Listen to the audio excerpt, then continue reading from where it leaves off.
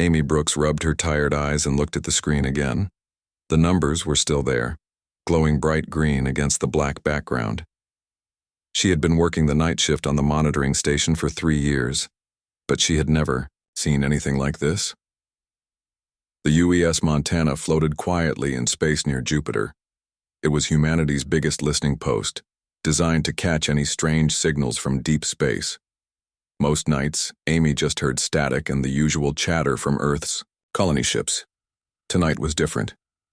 The signal came from somewhere far beyond the solar system. It was not random noise or natural space radiation. This was clearly made by someone or something with intelligence. The pattern was too complex, too organized to be anything else. Amy leaned forward and adjusted the controls. The signal was weak but steady. She had been trying to boost it for the last 2 hours. Every time she thought she had it, the signal would fade or change frequency. Whatever was sending this message was either very far away or using technology she did not understand. "Hey, Kevin," she called across the control room. "You need to see this." Dr. Kevin Martinez looked up from his coffee and walked over to Amy's station. Kevin was the station's expert on alien languages, though until tonight that had been more theory than practice. Earth had never found proof of intelligent life beyond their own planet. "What have you got?" Kevin asked, pulling up a chair. Amy played the signal again. It was a series of pulses and tones that seemed to repeat every few minutes. But within that pattern, there were smaller patterns, like a language within a language. Kevin listened carefully. He had spent years studying how different languages worked, hoping that one day he might need to understand alien communication. That day had apparently arrived. "This is not natural," Kevin said after listening for several minutes. "Someone is trying to talk to us. Can you figure out what they are saying?" Kevin shook his head. "It will take time. But Amy, look at this frequency range. Whoever sent this knows things about physics that we are just starting to learn. This technology is way ahead of ours." Amy felt a chill run down her spine. How far ahead? Maybe hundreds of years, maybe more. They worked together for the next 6 hours. Kevin ran the signal through every language program he had. Amy tried to clean up the transmission and make it clearer. Slowly, very slowly, patterns began to emerge. The breakthrough came just before dawn. Kevin had been working on a section that repeated more often than the others. Suddenly, he sat up straight in his chair. "Amy, I think this word means help. And this one might mean danger." "You sure?" "No, but look at how they use them. The help word comes with urgent tones. The danger word comes with low, scared tones. It fits." Over the next few hours, they decoded more words. Home. Death. Please. Anyone. The message was starting to make horrible sense. By noon, they had enough to understand the basic meaning. It was a distress call. Someone, somewhere in space, was dying. They were sending out a desperate message to anyone who might be listening, begging for help. But there was more. Kevin found references to something called the Devourers and mentions of 12 worlds burning. Whatever was happening out there, it was big and it was bad. "We need to tell Admiral Kane," Amy said. Admiral Lisa Kane arrived at the Montana 6 hours later. She was a tough woman in her 50s who had commanded Earth's space fleet for 10 years. She listened quietly as Amy and Kevin explained what they had found. "You are telling me that aliens are real, they are more advanced than us, and they are asking for help?" Kane asked. "Yes, ma'am," Kevin replied. "And from what we can tell, they are losing a war against something called Devourers." Kane studied the data on the screen. She had spent her whole career preparing for the day when Earth might encounter alien life. She had always assumed that aliens would be the ones with superior technology coming to Earth. She never imagined that Earth might be the ones receiving a call for help. "Where is this signal coming from?" "The Kepler 442 system," Amy answered. "It is about 1,200 light-years from Earth." Kane was quiet for a long moment. That distance was at the very edge of where Earth's fastest ships could travel. It would take the entire space fleet to make such a journey, and they would be using every drop of fuel they had. "What else can you tell me about these Devourers?" Kevin pulled up another screen. "Not much, but every reference to them comes with Fear words, terror words.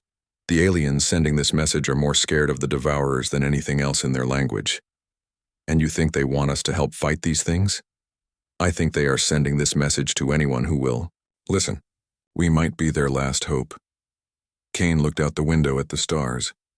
Somewhere out there, an alien civilization was fighting for its life against something terrible.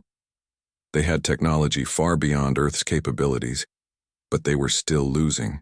What could humans possibly do to help? But then she thought about human history. Humans had always been fighters. When things got tough, when the odds were impossible, humans found a way to keep fighting. Maybe that was what these aliens needed.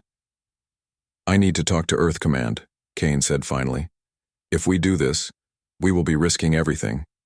Every ship, every soldier, every resource we have. What if we do nothing? Amy asked. Kane looked at her.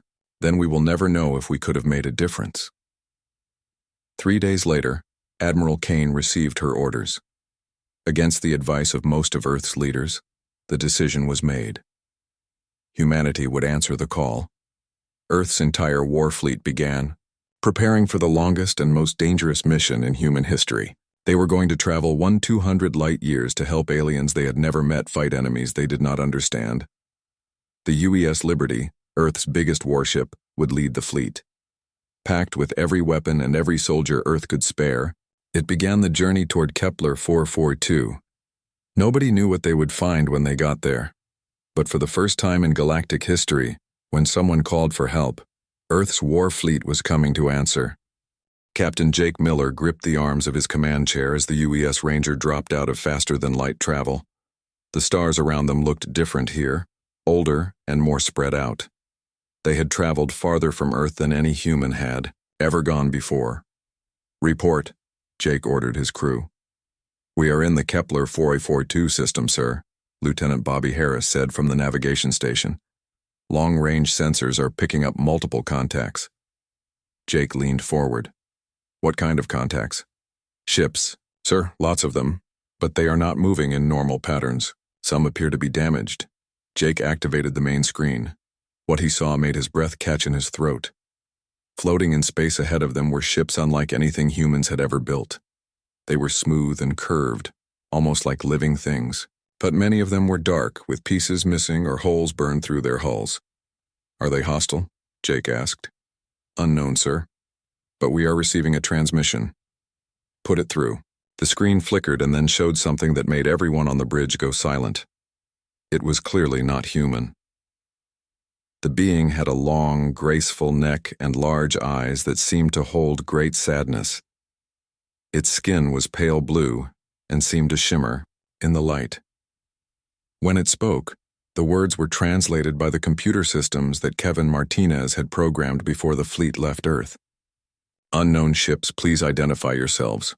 We are what remains of the Zephyrian Coalition fleet. We mean no harm to anyone. Jake took a deep breath. This was it. Humanity's first contact with alien life. Everything they did now would be remembered forever. This is Captain Jake Miller of the Earthship Ranger. We received your distress call. We came to help. The alien's large eyes grew even wider. Earth? We do not know this world. You received our message across such a great distance? Yes. We came as fast as we could. The alien was quiet for a moment. Then it spoke again, and Jake could hear something like hope in its voice. I am Fleet Commander Veltar. Captain Miller, we have been waiting for help for so long. We thought we were the last ones left. Over the next few hours, Jake learned the terrible truth about what had happened in this part of the galaxy. The Zephyrians had been part of a peaceful alliance of 12 different alien species. For thousands of years, they had lived in peace, exploring space and sharing knowledge with each other. Then the Devourers came. Commander Sarah Walsh, Earth's first diplomatic officer trained for alien contact, came aboard the damaged Zephyrian flagship to meet with Veltar in person. What she learned there was worse than anyone had imagined. The Devourers were not just another alien species fighting for territory or resources. They were something much worse. Long ago, another civilization had created them as weapons. They were designed to consume all organic life and turn it into more of themselves. They had been sleeping in the center of the galaxy for millions of years, Veltar explained to Sarah as they walked through the damaged ship. Our mining operations accidentally woke them up. We had no idea what we had done. Sarah looked around at the ship's interior. Everything was beautiful and graceful, designed by beings who clearly valued art and peace over warfare. The walls curved smoothly and seemed to glow with their own soft light. But everywhere she looked, she could see damage from the war. Your technology is much more advanced than ours, Sarah said. How are you losing to these devourers? Veltar's expression grew sad. We are not fighters, Sarah Walsh. For 3,000 years, we have known only peace. Our ships were built for exploration, not war. Our weapons were designed to disable, not destroy. We have never learned to hate, and hate seems to be what is needed to fight these creatures. What do you mean? The devourers adapt to everything we try. Our energy weapons become useless after a few shots. Our shields cannot stop their acid attacks. Worse, every time they consume one of our people, they become stronger and smarter. Sarah felt a chill. How many of your people are left? Of the 12 species in our coalition, only 3 survive. Of those, we Zephyrians are the most numerous, and we number only in the thousands now. Our worlds are gone, consumed or burned. These ships are all we have left. Sarah looked out through a window at the damaged fleet. What she saw were the last survivors of an entire civilization, refugees with nowhere left to run. Veltar, can you show me how these devourers fight? The Zephyrian commander activated a display that showed recordings from recent battles. Sarah watched in horror as massive, organic-looking ships swarmed over Zephyrian vessels. The devourer ships seemed to be alive, healing damage almost as fast as it was inflicted. When they attached to Zephyrian ships, they began dissolving the hull with acid and absorbing everyone inside. But what struck Sarah most was how the Zephyrians fought back. Even facing extinction, they still tried to disable rather than destroy. They aimed for engines instead of crew sections. They used stunning weapons instead of killing weapons. They fought like beings who still believed their enemies could be reasoned with. We cannot bring ourselves to fight as brutally as they do, Veltar admitted. It goes against everything we are. Sarah thought about human history, wars that had lasted for decades, battles where humans had fought until the last person standing, weapons designed not just to kill, but to make the enemy afraid to fight at all. Maybe that is why we are here, she said quietly. What do you mean? You sent a distress call hoping someone would answer, someone who could do what you cannot. Before Veltar could respond, alarms began sounding throughout the ship. A Zephyrian officer rushed to them with panic in his large eyes. Commander, long-range sensors have detected them. The devourers are coming. A large swarm bigger than any we have seen before. Jake's voice came over the communication system. All ships, this is Captain Miller. We have multiple contacts approaching fast. Whatever these devourers are, we are about to meet them. Sarah looked at Veltar. How long do we have? Perhaps 2 of your days. Maybe less. Sarah activated her communicator. Admiral Kane, this is Walsh. We need the full fleet here now, and, Admiral, bring everything we have. We are going to need it. As she spoke, Sarah realized that humanity was about to face an enemy that had destroyed civilizations far more advanced than Earth. But unlike the Zephyrians, humans had never learned to fight fair. Maybe that would make all the difference. Major Alex Turner checked his fighters' weapons one last time as the Devourer swarm appeared on the long-range sensors. The asteroids around them would provide some cover, but not much. His squadron of 12 fighters was about to face an enemy that had destroyed entire civilizations. This is Control, Admiral Kane's voice came through the radio. All fighters, remember your training. These things adapt to energy weapons fast, so use your missiles first. Do not let them get close to the main ships. Alex looked at his weapon. Display. Unlike the Zephyrian fighters with their elegant energy beams, human fighters carried old-fashioned explosive missiles and bullets. The weapons were simple but deadly. Today they would find out if simple was enough. The Devourer ships came into view and Alex felt his stomach drop. They looked like giant insects made of dark metal and flesh. Some were as big as Earth's largest warships, while smaller ones swarmed around them like angry bees. They moved in ways that seemed impossible, twisting and turning without regard. "For the normal laws of physics, all fighters engage," Alex shouted into his radio. The battle began with a massive exchange of fire. Alex's missiles struck the nearest Devourer ship and exploded in bright flashes. For a moment he thought he had destroyed it. Then the smoke cleared, and the ship was still there, its hull already healing the damage. But something was different. The ship seemed confused, moving in unsteady patterns. Alex realized that while it could heal the damage, it took time and energy to do so. "Control, this is Turner. The missiles work, but we need to keep hitting them before they can heal." "Copy that, Turner. All fighters concentrate fire on single targets." The human fighters began working together in ways the Devourers had not expected. Instead of elegant formations like the Zephyrians used, the humans flew in chaotic patterns that were impossible to predict. They attacked from all directions at once, never giving the Devourer ships time to adapt. Alex dove his fighter between two asteroids, chasing a smaller Devourer ship. The creature tried to ram him, but Alex spun his fighter sideways at the last second and fired a burst of bullets into its side.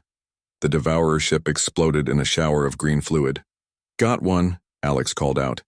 "These things do not like good old-fashioned bullets." Meanwhile, on the UES Dakota, Colonel Maria Santos was preparing her Marines for something no human had ever done before. They were about to board an alien warship in the middle of battle. "Listen up, Marines," Maria told her soldiers as they gathered in the hangar bay. "These Devourer ships have crew just like ours do. We go in, we kill everything that moves, and we take control of their ship. Questions?" A young Marine raised his hand. "Ma'am, what if they adapt to our weapons like the Zephyrians said?" Maria smiled grimly. "Then we use knives. These things might be able to adapt to energy weapons, but I bet they have never seen a Marine with a combat knife before." The boarding pods launched from the Dakota and slammed into the side of a Devourer ship. The Marines cut through the hull with explosive charges and poured into the alien vessel.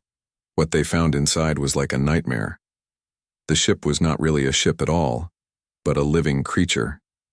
The walls pulsed like a heartbeat, and the floor was covered in some kind of slime that tried to grab their boots. "Keep moving," Maria shouted. "Do not let this thing get used to us." The Devourer crew were as horrible as their ship.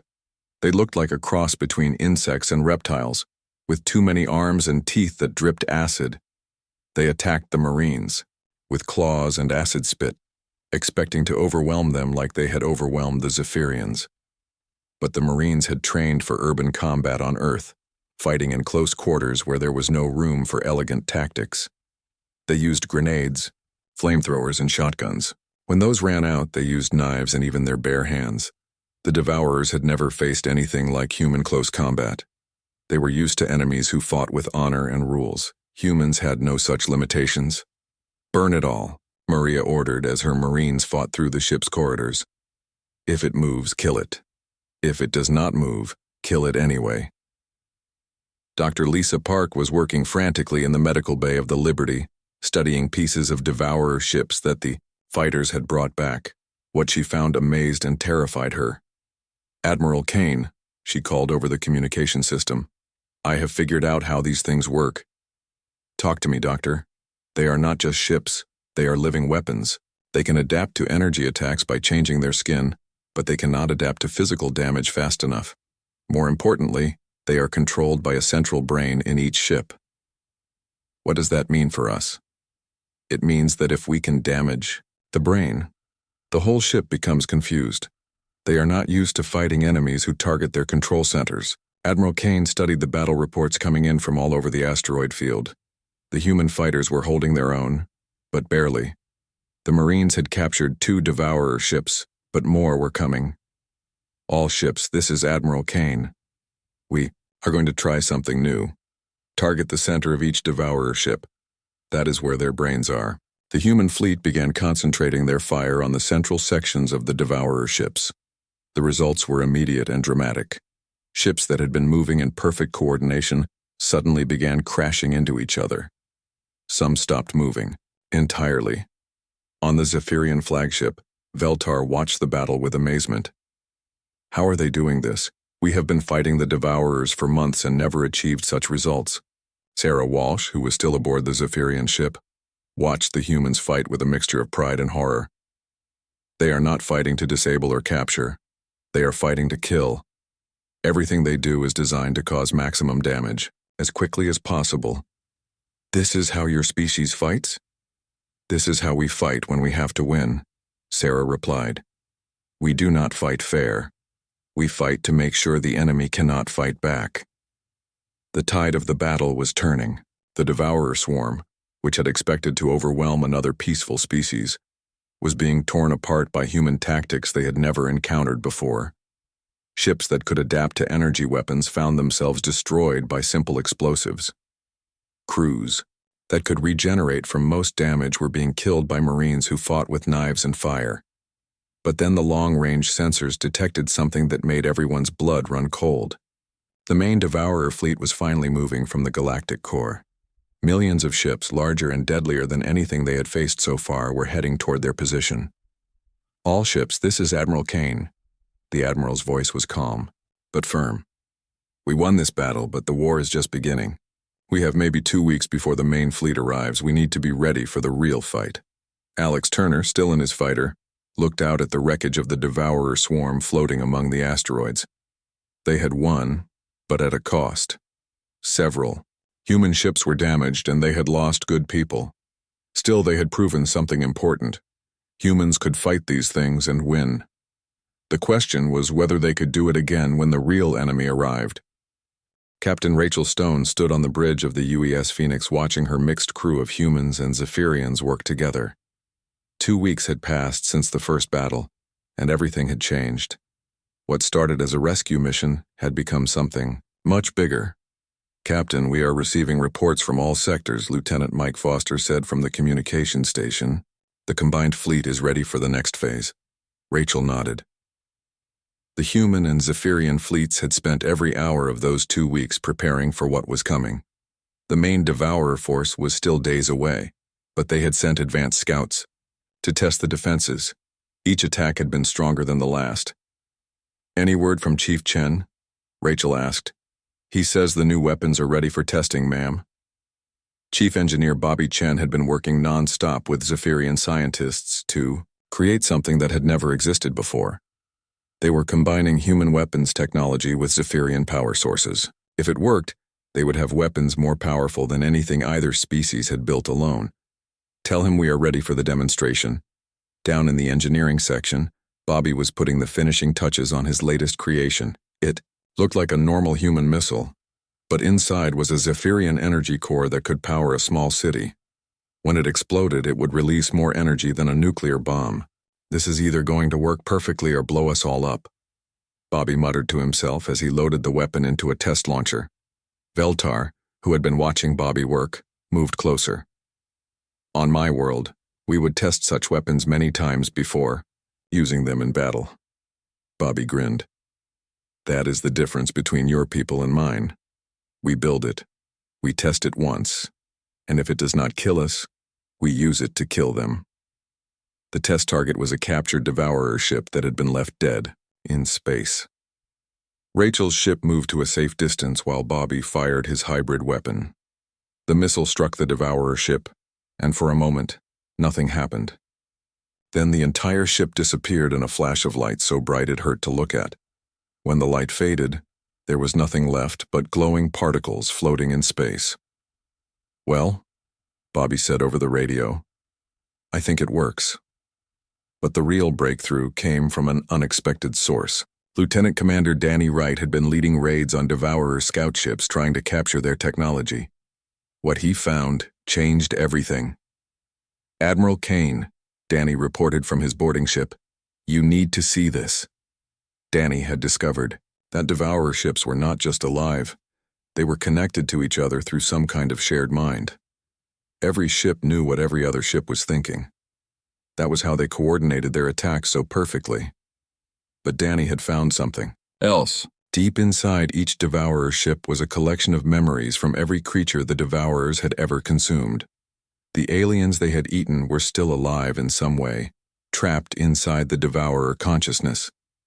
If we can reach those trapped minds, Danny explained to the Admiral, we might be able to turn them against the Devourers. Dr. Lisa Park had been working on this problem with Kevin Martinez, the linguist who had first decoded the Zephyrian distress call. Together, they had developed what they called a memory virus, a signal that could wake up the consumed minds inside the Devourer ships. It is like a key that unlocks all the cages at once, Kevin explained. Every creature the Devourers ever ate will remember who they used to be. The plan was risky. They would have to get close to the main Devourer fleet and broadcast the signal directly into their communication network. If it worked, the Devourers would be fighting a war inside their own minds. If it failed, the combined human and Zephyrian fleet would be destroyed. Admiral Kane made the decision that would determine the fate of the galaxy. We do it. All ships, prepare for the final battle. The main Devourer fleet arrived like a dark cloud covering the stars. There were millions of ships, some larger than Earth's moon. They moved in perfect formation, blocking out entire sections of space.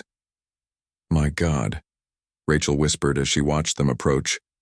How are we supposed to fight that? But the human fleet was ready. They had spent 2 weeks learning how to fight, alongside the Zephyrians. Human aggression combined with Zephyrian technology created tactics that neither species could have developed alone. The battle began with the largest space combat in galactic history. Millions of ships engaged across light years of space. Human fighters used their new hybrid weapons to punch holes in Devourer formations. Zephyrian ships used their advanced shields to protect human bombers as they attacked the larger Devourer vessels. Colonel Maria Santos led a massive boarding operation against a Devourer command ship the size of a city. Her Marines, now experienced in fighting inside living ships, cut their way through corridors that tried to heal around them. Remember the plan, Maria told her troops as they fought deeper into the ship. We plant the transmitter and get out.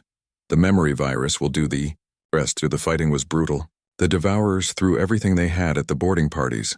Acid-spitting creatures attacked from the walls. The floor tried to dissolve their boots. The air itself seemed to fight against them, but the Marines kept moving forward.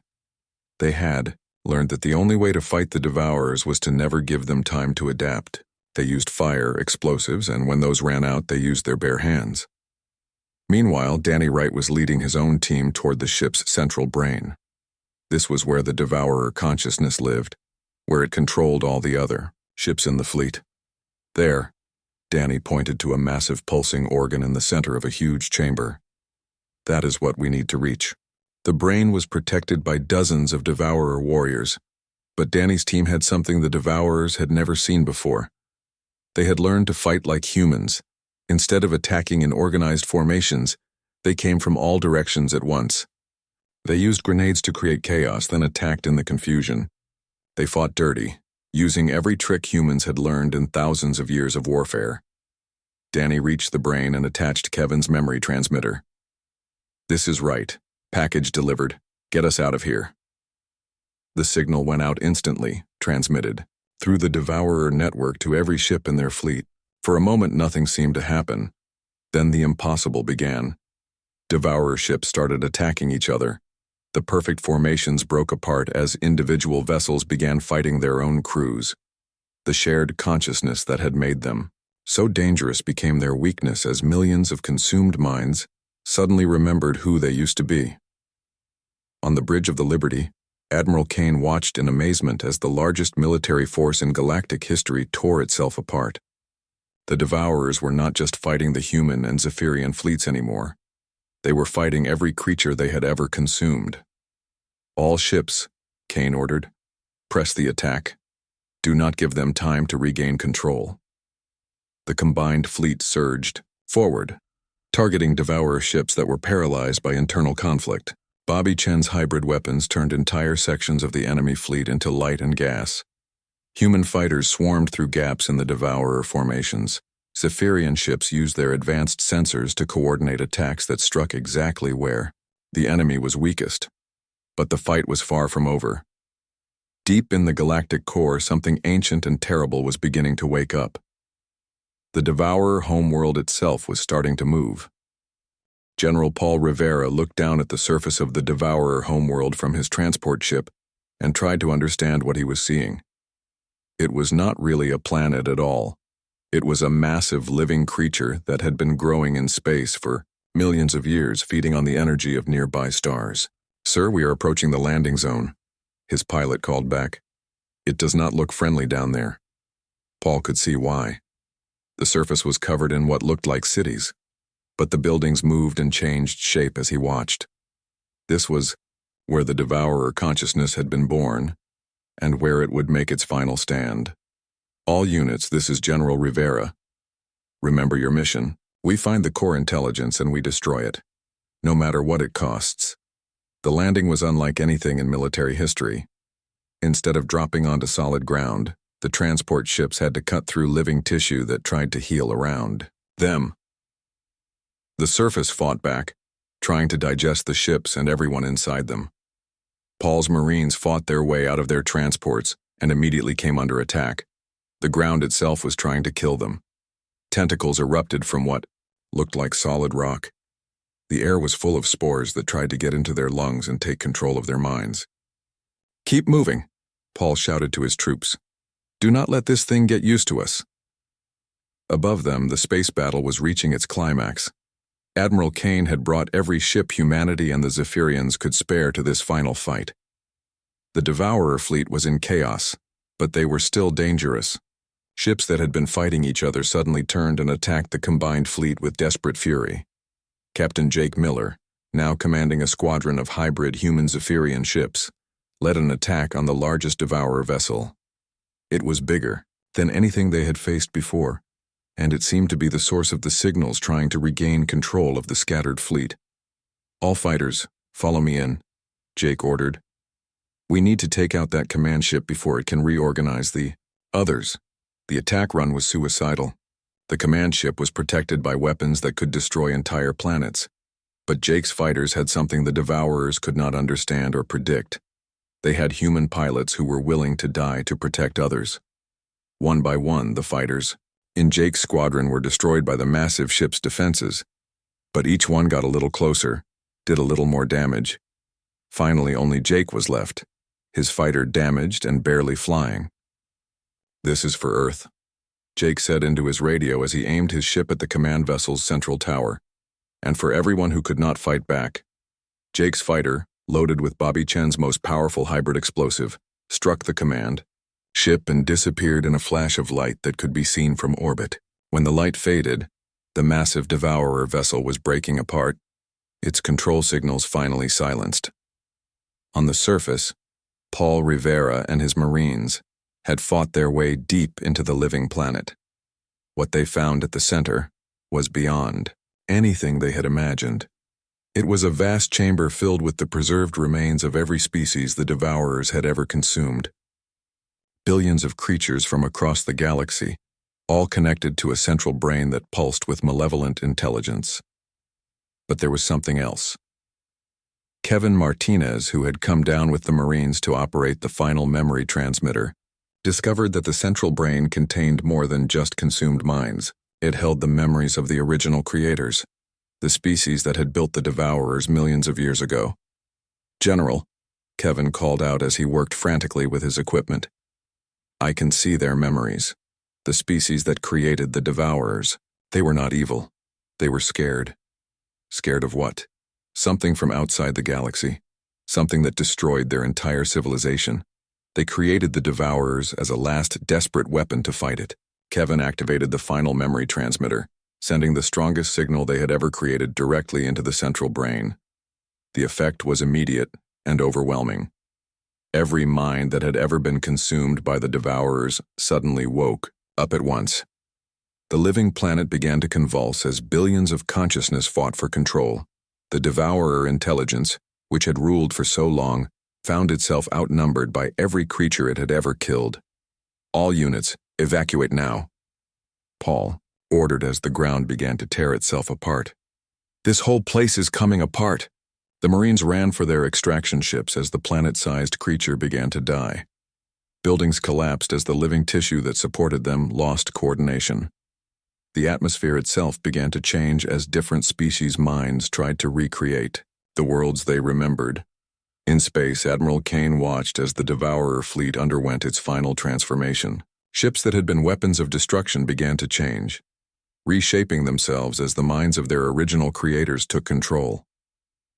What had been an army of conquest became a fleet of refugees, each ship now controlled by the consciousness of species that had been thought extinct for millions of years. Sarah Walsh, still aboard Veltar's ship, watched in amazement as the galaxy's greatest threat transformed into its greatest miracle. "They are not dying," she said in wonder. "They are being reborn." Veltar nodded, his large eyes filled with tears. The Devourers consumed entire civilizations, but they could not destroy the minds they absorbed. Those species have been waiting inside the Devourers all this time, hoping for freedom. As the dust settled, Admiral Kane found herself in command of the largest fleet in galactic history. But these were not warships anymore. They were arcs, carrying the preserved consciousness of thousands of species back to their home worlds to begin again. Dr. Lisa Park, studying the biological data from the dying planet, made one final discovery. "Admiral, the original creators left us a message. They say that what they were fighting is still out there beyond our galaxy, but they also say that now we have something they never had." "What is that?" "Unity. Humans, Zephyrians, and all these reborn species working together. The creators fought alone and lost. We fought together and won." 6 months later, Admiral Kane stood in the new Galactic Defense Council chambers, looking out at representatives from over 1,000 species. Most of them had been dead for millions of years until the memory virus freed them from the Devourer consciousness. The Council had one purpose: to make sure that when the threat from outside the galaxy finally arrived, they would be ready. Humans would provide the military leadership and the willingness to fight without rules. The Zephyrians would provide the technology and coordination. The reborn species would provide knowledge gathered across millions of years. Captain Rachel Stone, now promoted to Admiral, was in charge of training the new combined fleet. "The question is not whether we can win," she told her staff during a planning meeting. "The question is what we are willing to become to protect what we love." Sarah Walsh, now the first human ambassador to the Galactic Council, had her own concerns. "We save the galaxy by teaching peaceful species how to fight. But what happens to us when the fighting is over? Do we remember how to be human?" But Admiral Kane had the final word. In her report to Earth, she wrote, "We came here to answer a distress call. We ended up becoming something new, not just human, not just Zephyrian, but something that can stand against the darkness and protect the light. When the real test comes, we will be ready." The galaxy had learned that sometimes salvation comes not from the most advanced or the most peaceful, but from those willing to do what others cannot. Humanity had found its place among the stars, not as conquerors, but as guardians. And in the depths of space beyond the edge of the galaxy, something ancient and hungry began to take notice of the light that had suddenly appeared, where only darkness had been before.